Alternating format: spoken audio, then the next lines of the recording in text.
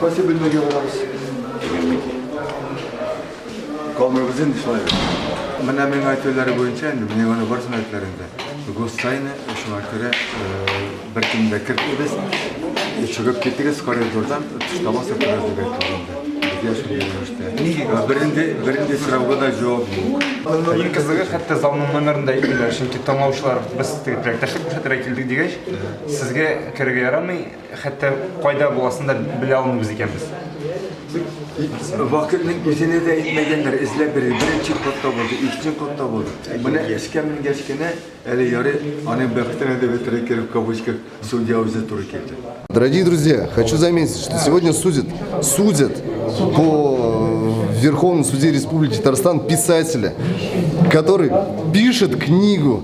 То есть мы правовое демократическое государство с подлинной демократией. Первый столб демократического государства – это свобода слова. И сейчас рассматривается дело писателя, который написал не вчера книгу, а много лет назад написал книгу и сейчас судит. И вот мне будет очень, не знаю, больно и смешно с одной стороны, если эту еще сюда экстремизм припишут к истории нас, татар. Аларга эш күрсәтергә кирәктер, шундый процесслар үткәреп дип отчет бирә торганнардыр әле совет заманында гел отчет бирәләр бит инде, шундый хәл бар бит инде.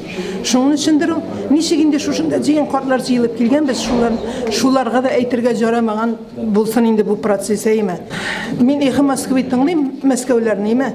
Андагы тәртипсезлекләрдә, андагы гаделсезлекләрне тыңлыйм да, безнекеләрне үрнәк алырга органнар бар бит инде, оешмалар бар безнең, Аллага шөкер. Менә без дә күрсәтәбез. Менә шуның өчендер ул.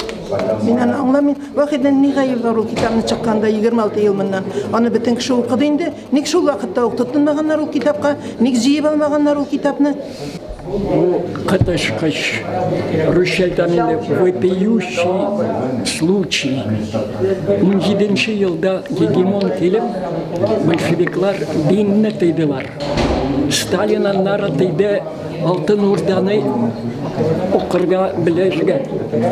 Хәзер яңа түрә безне милләтсез калдыра башлады. Бүгін кеткенде біз алға таба барган сайын демократия кичәя дип уйлыйбыз бит инде.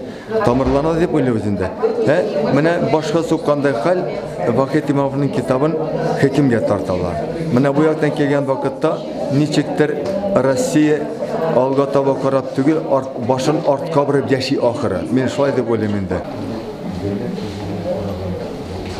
Яңа судебный экспертиза.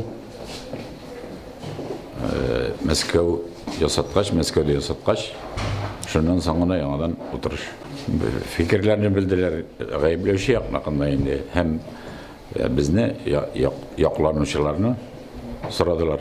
Фикерләребезне, безнең үтенечне тыңладылар. Biz ötken ekspertiza гаризатурлык өзіне білдірдік. Халыкара дип әйтим инде, милләтара ызгыш китереп чыгаруда гаепләмәкче булалар, ләкин бит 25 ел гомер үткән һәм тарих, менә бу тарихи китап үзе раслады. 25 ел эчендә минем китап аркасында яки минем китап сәбәпле бер генә халык арасында да каршылык ызгыш чыкканы юк, бер кайда да сугыш чыкканы юк. Хәтта талаш та чыкканы юк. Минем китапка каршы Hatta Ruslarning qarshi maqolada yozgani yo'q. Shu bo'lgach, men o'zimning kitobni da o'zimni da g'ayibli sanay olmayman. Bu o'ngina ketirib chiqaruvlarına bunda butun sabab butun qo'l ko'ram. Butun qo'l. Mening 6 tomliqni chiqaruvni to'xtatdilar. Bu Tatariston tarixida ko'rilmagan hal. Menga yozuvchilar birligi meni Tatariston xalq yozushi degan ismga chiqardi. Uni to'xtatdilar. Shunga ko'ra bundan sababin mahkama zalimidan to'g'ri butun yerdan izlarga kerak. В принципе, мы удовлетворены. Конечно же, должна быть комплексная именно судебная экспертиза. Вот того исследования, которое было проведено до этого, мы считаем недостаточно. Суд согласился с нашим доводом.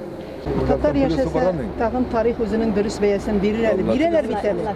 Менә Караринат Мөхәммәдиевне укыдым мин теге Нәкистеге Нәкый сәнбәт турында. Бирелә бит менә. Бирелә Аллага шөкер. Бирелә менә шулай Аллага да бир. Кире кайтмый калмый бит инде. Юкка чыгарып булмый бит тарих. Кеше үзен томалап булмый.